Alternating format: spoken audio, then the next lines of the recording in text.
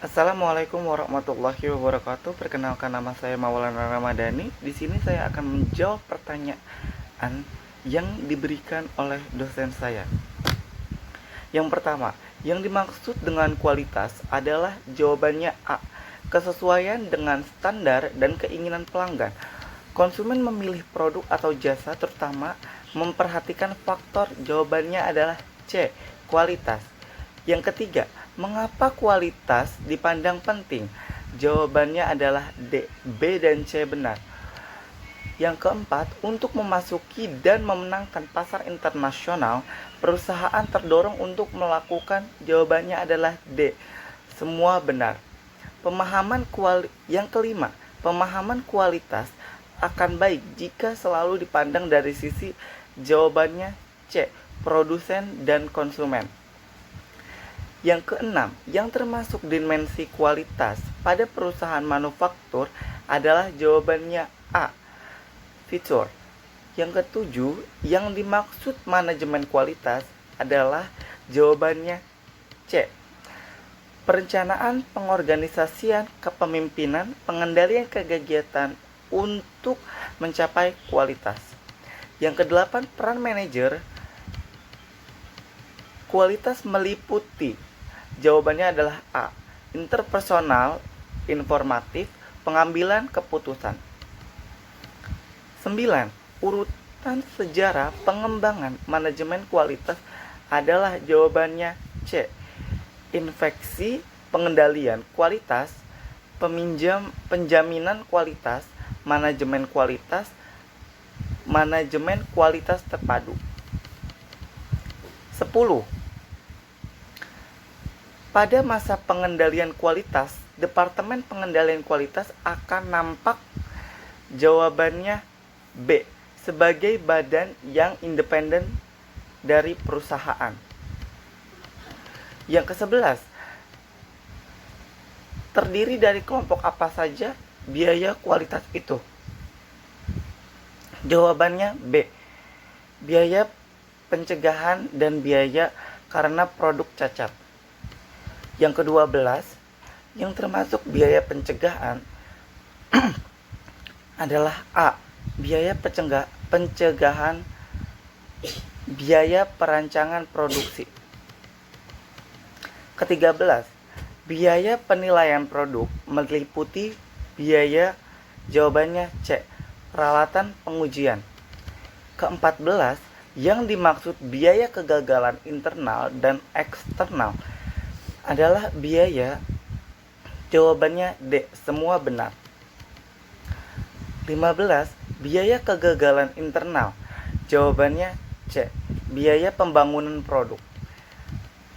Yang ke-16, yang dimaksud dengan TQM adalah, jawabannya C. Filosofi. Ke-17, yang dimaksud dengan filosofi zero defect adalah, jawabannya D. A dan C benar. 18. Hal-hal yang merupakan karakteristik dari total quality dan fokus kepada, jawabannya A. Pelanggan. 19. Ada beberapa hal yang terkait dengan alat dan teknik untuk mewujudkan filosofi TQM, yaitu, jawabannya B.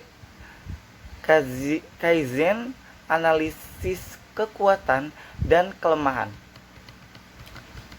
Perubahan dalam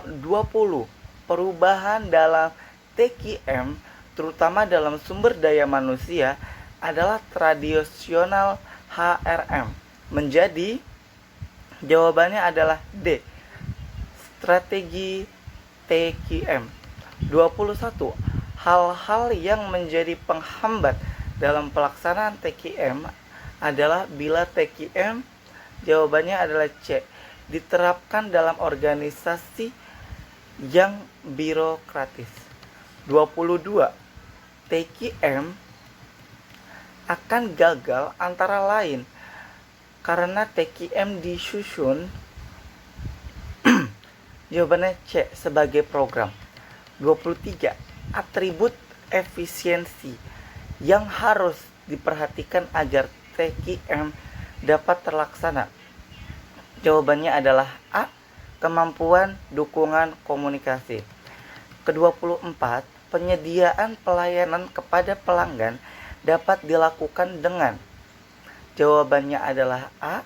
Menetapkan siapa pelanggan perusahaan kita. Ke-25, bentuk keterlibatan karyawan dan dalam quality circle adalah C. Mengidentifikasi, menganalisis, dan memecahkan berbagai permasalahan pekerjaan. 26. Yang Anda ketahui tentang re-engineering adalah jawabannya B. Perubahan dan perbaikan dalam skala besar. 27. Yang Anda ketahui tentang benchmarking yaitu adalah jawabannya A. Mengadakan perbaikan dengan patokan bisnis organisasi lain yang terbaik di kelasnya. Yang ke-28, keterkaitan re-energizing dan benchmarking dalam TQM adalah jawabannya A. Re-energizing dan benchmarking untuk menerapkan TQM. 29. Benchmarking yang dilakukan dengan membandingkan kinerja antar divisi atau wilayah pasar yang ada dan dikerjakan oleh unit-unit internal dalam organisasi atau perusahaan disebut jawabannya A. Internal benchmarking. 30. Benchmarking yang dilakukan dengan membandingkan kapabilitas fungsi bisnis atas persaing tertentu walaupun tidak dalam industri sejenis disebut. Jawabannya C. Fungsional benchmarking. 31. Big GIT merupakan jawabannya A. Filosofi. 32. Little GIT merupakan jawabannya D. Teknik. 33. Konsep GIT pertama kali diperkenalkan oleh jawabannya B. Taichi Ohno. 34. Yang bukan merupakan perlunya GIT adalah C. Memperbaiki jumlah pelanggan. 35. Manfaat GIT antara lain. Jawabannya D. A dan B benar. 36. Dalam pandangan tradisional, pelaksanaan GIT dan TQM dilakukan secara jawabannya A. Terpisah. 37. Berikut ini strategi untuk menerapkan GIT adalah jawabannya C. Mixed Production System. 38. Kartu Kanban dapat mendukung pelaksanaan. Jawabannya C. Pool Production System. 39. Yang bukan merupakan prinsip persediaan GIT adalah jawabannya A. Meningkatkan banyaknya pemasok. 40. Yang tidak termasuk dalam kegiatan kegunaan yang digunakan untuk menunjukkan pelaksanaan 5S adalah C. Membiarkan kotor dan bocor. 41. TQS umumnya merupakan pelaksanaan manajemen kualitas secara menyeluruh dan dilakukan pada perusahaan. Jawabannya adalah B. Jasa. 42. Yang bukan termasuk gap dalam kualitas pelayanan adalah jawabannya C. Perbedaan kinerja pelanggan. 43. Dalam serve qual ada gap kelima yaitu jawabannya B. Pelayanan yang diharapkan dengan yang sesungguhnya dirasakan. 44. Yang bukan merupakan dimensi kualitas adalah jawabannya A. Kualitas sosial. 45. 12 dimensi yang pelayanan menurut Suret Chardan dibagi menjadi 3 kelompok besar, yaitu jawabannya adalah C. Dimensi manajemen kualitas generik, intervensi, dan unik. 46. Organisasi belajar adalah organisasi yang jawabannya D. Mendukung pelajaran dan pembelajaran. 47. Organisasi belajar melakukan pembelajaran secara jawabannya A. Bersama-sama. 48. Pembelajaran menginginkan partisipasi dari jawabannya adalah C. Semua pihak.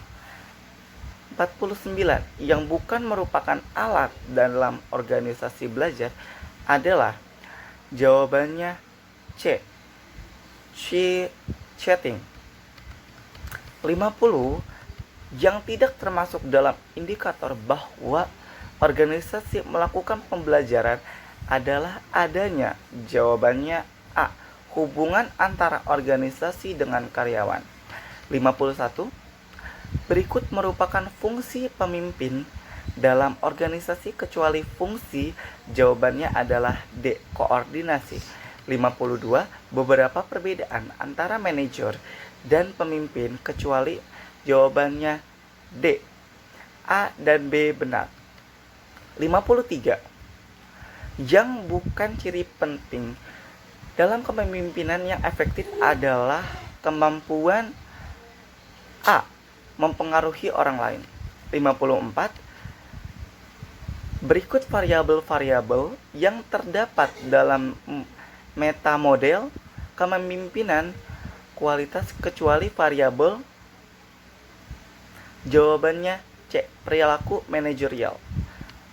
55. Berikut ini yang bukan peranan dari pimpinan puncak adalah jawabannya D. Melakukan audit kualitas. 56. Konsep hierarki kebutuhan individu dikemukakan oleh jawabannya A. Maslow. 57. Pimpinan yang berusaha memotivasi pengikutnya melalui pemberian imbalan atas apa yang mereka lakukan merupakan pemimpin dengan tipe kepemimpinan adalah jawabannya B. Transaksional. 58. Berikut ini perilaku yang ditunjukkan oleh kepemimpinan transformasional kecuali jawabannya C. Elegan. Yang bukan termasuk hal yang melatar belakangi terbentuknya kelompok khusus kelompok informal adalah jawabannya D. Kekeluargaan. 60.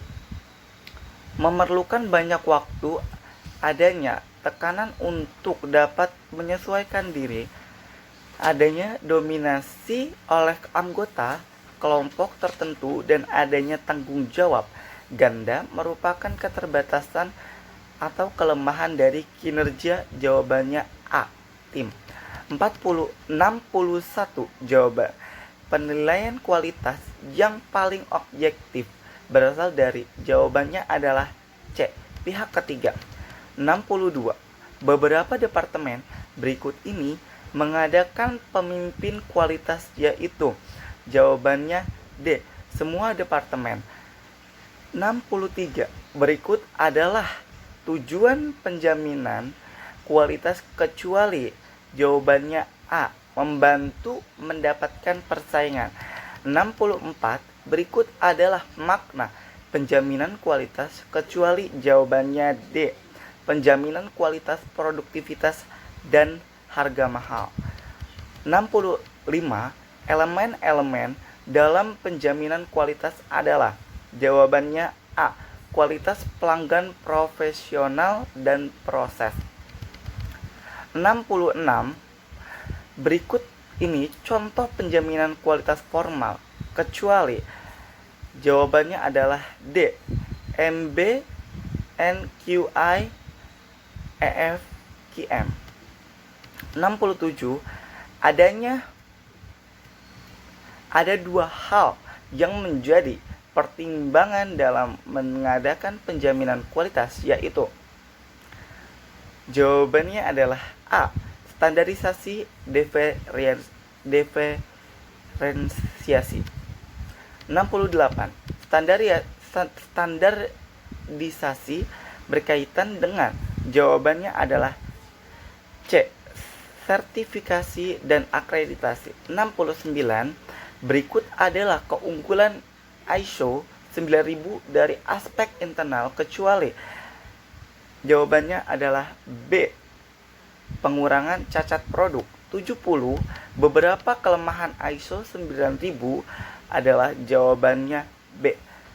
Perhatian terhadap personil lemah. 71. ISO 9000 disebut juga sebagai standar. Jawabannya adalah C. Sistem manajemen kualitas. ISO 9000 adalah sertifikasi oleh, jawabannya adalah A. Pihak ketiga yang independen. 73. ISO 9000 dianggap penting karena membantu, jawabannya adalah D. Pemasaran internasional. 74. Yang merupakan standar manajemen kualitas dan peminjaman kualitas yang merupakan pemandu untuk pemilihan dan penggunaan standar adalah, jawabannya adalah A. ISO 9000. 75. Berikut adalah salah satu elemen ISO 9000, kecuali. B. Pengendalian perancangan. 76. Faktor pendorong penerapan ISO 9000 antara lain, jawabannya adalah D. Semua benar. 77. Untuk pertumbuhan dan perkembangan perusahaan ISO 9000 bermanfaat untuk, jawabannya A. Meningkatkan kepercayaan pelanggan. 78. Faktor penting dalam keberhasilan pelaksanaan ISO 9000 adalah, jawabannya B. Dukungan dan komitmen pemimpin. 79. Manfaat tertinggi yang dapat dicapai antara lain, jawabannya adalah A. Memperbaiki sistem kualitas yang ada. 80. ISO 9000 direvisi tahun 2000 dengan beberapa revisi, antara lain, jawabannya adalah D. B dan C benar. 81. TQM menggunakan 3 teknik utama, yaitu, jawabannya adalah B. HOSIM Planning, QFD, Daily Control. 82. Berikut ini adalah teknik pengendalian kualitas dengan data kuantitatif, kecuali, jawabannya adalah B. Flowchart brainstorming. 83. Cause and Effect Diagram merupakan alat pengendalian kualitas untuk, jawabannya adalah A. Menemukan penyebab masalah. 84. Berikut ini adalah teknik pengendalian kualitas dengan data kuantitatif, kecuali, jawabannya adalah C. Cause and Effect Diagram, check sheet. 85. Diagram Pareto bermanfaat untuk mengetahui, jawabannya adalah C. Penyebab utama kesalahan. 86. Yang melatar belakangi program QFD ada antara lain kebijakan, jawabannya A. Pemasaran yang efektif yang berfokus pada pelanggan. 87. Manfaat utama pengguna QFD adalah, jawabannya B. Mempengaruhi biaya dan waktu produksi dan meningkatkan pendapatan. 88. Berikut yang merupakan hambatan pengelolaan QFD kecuali. Jawabannya adalah D. Risiko dapat diketahui dengan baik. 89. Berikut ini adalah manfaat QFD selain untuk membantu penerapan TQM kecuali. Jawabannya adalah D. Pengurangan biaya, kesalahan produk, dan meningkatkan permintaan. 90. Dukungan organisasi untuk pelaksanaan QFD adalah. Jawabannya D. Semua benar. 91. Audit kualitas merupakan alat manajemen yang digunakan untuk. Jawabannya adalah B. Evaluasi, verifikasi, dan konfirmasi kegiatan kualitas. 92. Berikut termasuk jenis audit kualitas kecuali. Jawabannya adalah A. TQM audit. 93. Berikut tahapan proses audit kecuali. Jawabannya adalah D. Penutupan perusahaan. 94. Berikut adalah isi audit planning kecuali. Jawabannya adalah C. Jadwal proses produksi. 95. Pada tahap follow up ada tujuan yang akan dicapai yaitu manajemen. Jawabannya adalah D. Diterapkan tindakan korektif. 96. Audit yang dilaksanakan atas nama organisasi audit disebut audit. Jawabannya adalah B. Internal. 97. Penggunaan metode rasional dalam menyimpulkan hasil audit merupakan prinsip audit. Jawabannya A. Pendekatan berdasarkan bukti. 98. Tujuan audit ditentukan oleh. Jawabannya adalah B. Hasil rapat tim. 99. Yaitu termasuk audit adalah. Jawabannya A. Pemandu. Yang ke-100, dalam menjamin hasil audit yang efektif, audit harus dilaksanakan berdasarkan. Jawabannya adalah B. Prinsip audit. Mungkin itu saja yang bisa saya jawab. Kalau ada kesalahan dari jawaban saya, mohon maaf. Sekian dari saya. Wassalamualaikum warahmatullahi wabarakatuh.